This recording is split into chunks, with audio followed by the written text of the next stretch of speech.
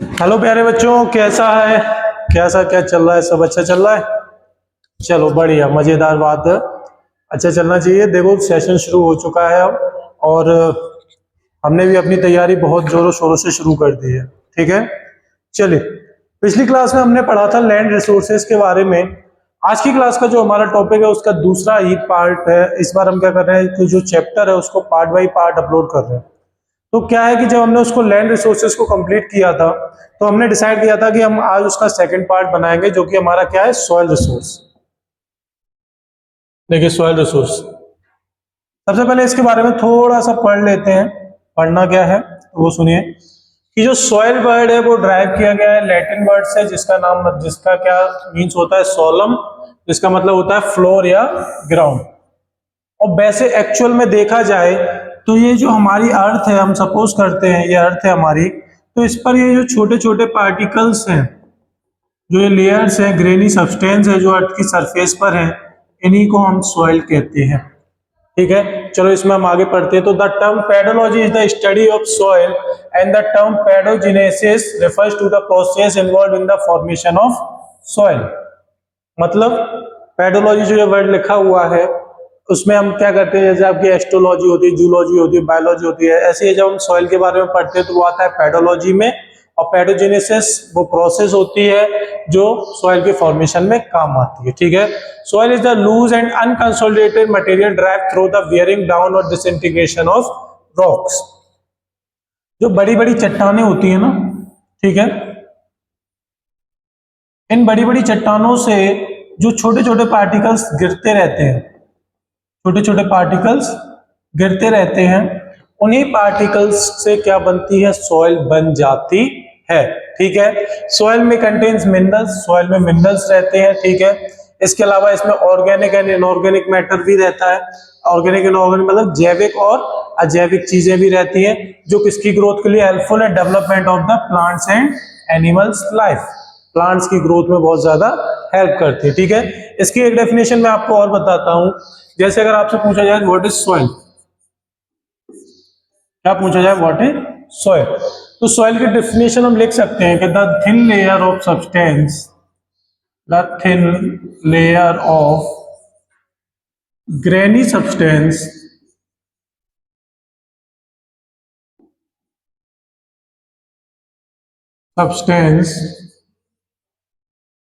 over the surface of earth is called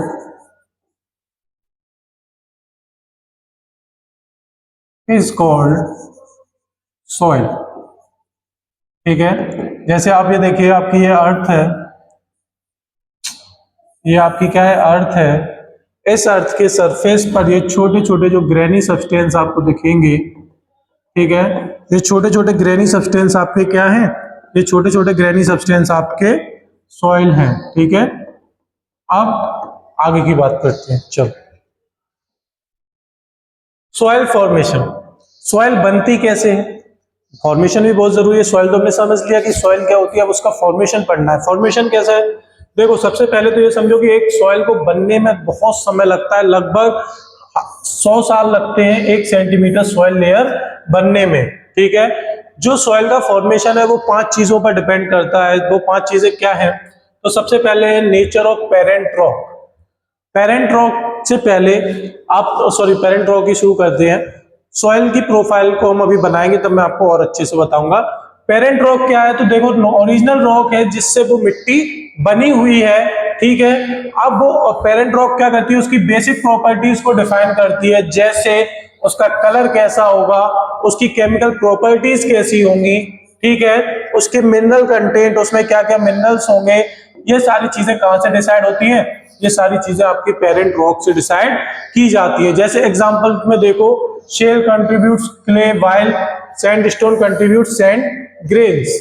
ये कुछ examples हैं जिनमें ये पार्टिकल्स मिलकर मिट्टी बनाने में हेल्प करते हैं। ठीक है, the relief and topography, relief मतलब आपको एंड उस जगह की कंडीशंस कैसी है, टोपोग्राफी का मतलब भी होता है कि वो रीजन का नेचर कैसा है, वो सारी चीजें डिसाइड करती हैं। तो इसमें आपका एल्टीट्यूड, ऊंचाई, और जो स्लोप एरिया है, ये 2 चीजें बहुत ज्यादा क्या करती है, मिट्टी का फॉर्मेशन डिसाइड करती है। ठीक है, चलिए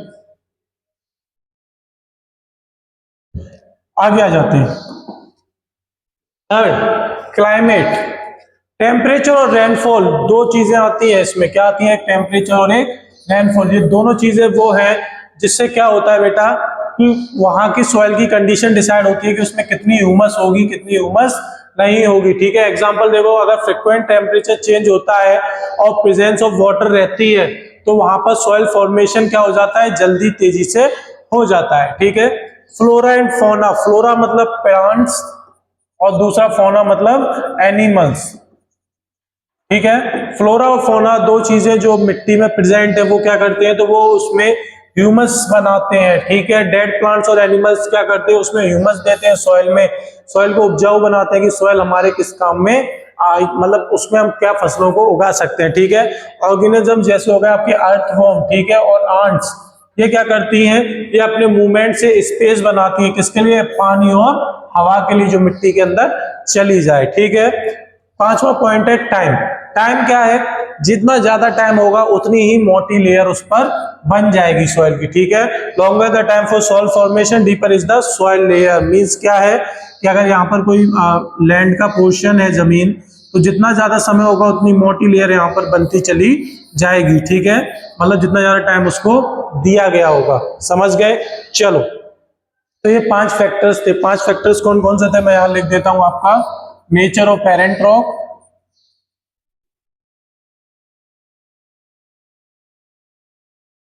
समझ गए। दूसरा हमारा क्या था, क्लाइमेट। तीसरा हमारा था रिलीफ।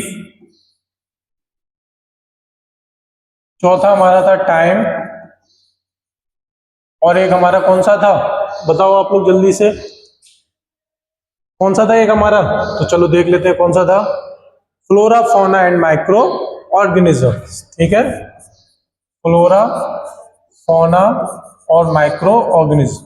ठीक है, एंड माइक्रो ऑर्गेनिज्म, ये पांच चीजें थी जो क्या डिसाइड करती हैं, सॉइल फॉर्मेशन में हेल्प करती हैं इन पांचों चीजों से। ठीक है, चलो अब मैं आप लोगों को एक सॉइल प्रोफाइल का डायग्राम बना के दिखाता हूं। ठीक है, सॉइल प्रोफाइल का डायग्राम देखना कैसे बनता है।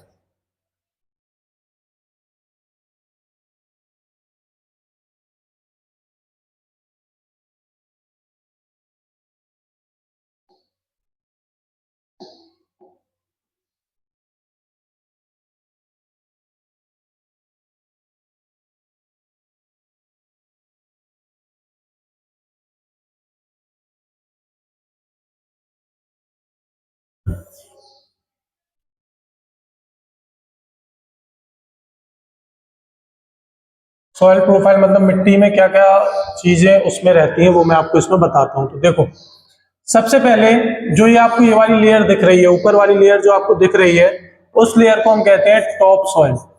ठीक है, क्या कहते हैं, टॉप सॉइल। इसी टॉप सॉइल के ऊपर आपका क्या होता है, पेड़ पौधे ग्रो करते हैं। ठीक है, इसी टॉप सॉइल के ऊपर आपके पेड़ पौधे रहते हैं। ठीक है, और ये सबसे ऊपर लेयर होती है, क्लियर। ये सबसे ऊपरी लेयर होती है सॉइल की। चलो इसके नीचे आ जाते हैं हम। तो इसके नीचे का जो पोर्शन होता है उसमें आता है आपका सब सॉइल। ठीक है, सब soil with silt and clay. ठीक है, इसके नीचे का जो पोर्शन रहेगा उसमें क्या होता है बेटा कि सॉइल में दूसरी प्रॉपर्टीज आ जाती हैं और वो हमें उसका पोर्शन अलग बन जाता है। क्लियर, इसमें मिट्टी वगैरह, दानेदार सैंड वगैरह सारी चीजें मिलके आती है। ठीक है, ये उसका दूसरा पार्ट हो गया। चलो अब इसका थर्ड पार्ट क्या है, तो थर्ड पार्ट देखो, ये कंप्लीट हो गया। चलो अब इसके बाद एक पार्ट और इसका आएगा। ठीक है, इसमें क्या है, तो इसमें वेदर्ड रॉक रहती है।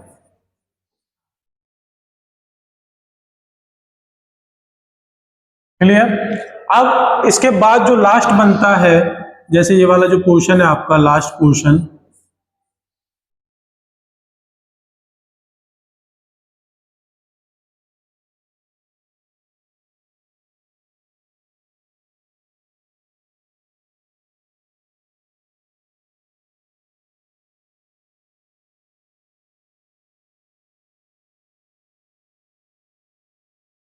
ठीक है। ये जो लास्ट पोर्शन बचा, ये बचा आपका क्या, पेरेंट रॉक। सबसे नीचे जो बच गया वो आपका बन गया क्या, पेरेंट रॉक। तो ये कंप्लीटली सॉइल प्रोफाइल है, मतलब एक अगर हम एरिया का सॉइल को अगर हम देखें तो हम ये समझ सकते हैं कि वहां की जो मिट्टी बनी हुई है उसके लिए हमें कितनी लेयर्स का सामना करना पड़ा है। क्लियर। चलिए आज की वीडियो में हम केवल इतना ही रखेंगे। कल की वीडियो में हम इसके आगे के टॉपिक्स पढ़ेंगे। वो टॉपिक्स क्या है तो वो मैं बता देता हूं कि डिग्रेडेशन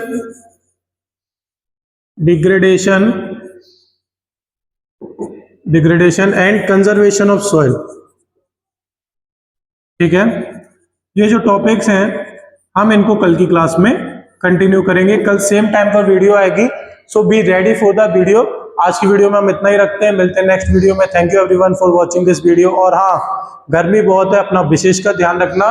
ठीक है, चलिए मिलते हैं नेक्स्ट वीडियो में।